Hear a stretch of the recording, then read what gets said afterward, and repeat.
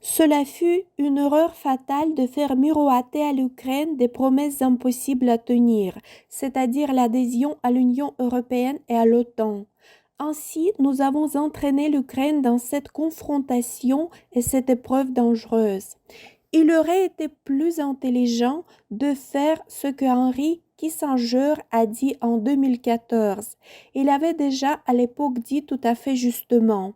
Afin que l'Ukraine puisse survivre et se développer, elle ne devait devenir l'avant-poste de personne. C'est un fait que l'adhésion à l'OTAN est une ligne rouge pour la Russie. La Russie ne le permettra pas alors qu'elle avait accepté auparavant l'expansion de l'OTAN vers l'Est. La Russie ne cesse de le répéter depuis 20 ans maintenant. Et combien d'occasions il y a eu depuis lors pour accorder à l'Ukraine la neutralité lui garantissant la sécurité. Cela aurait été un avantage pour toutes les parties.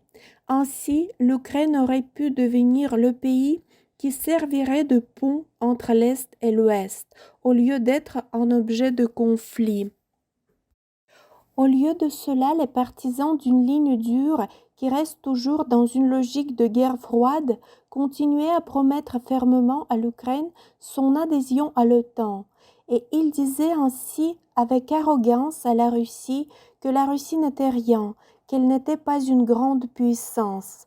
C'est l'échec historique de l'Occident, le fait qu'il ait humilié la Russie. Bien sûr, cela ne change rien au caractère répréhensible de l'invasion russe, mais pour trouver une solution, il faudrait avant tout comprendre les motifs. De plus, les menaces de l'Allemagne sont vaines. Après tout, nous n'avons rien qui soit menaçant. En effet, ces sanctions nuiront plus à l'Allemagne qu'elles ne devraient nuire à la Russie. Ces sanctions ne pourront pas arrêter la guerre en Ukraine.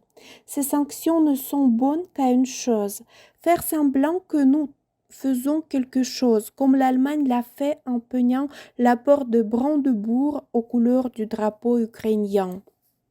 Même après cette guerre, nous continuerons à vivre avec la Russie sur le même continent.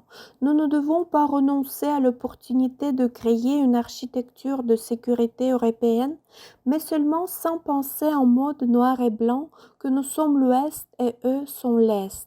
L'Allemagne peut et doit jouer un rôle honnête de médiateur dans ce processus.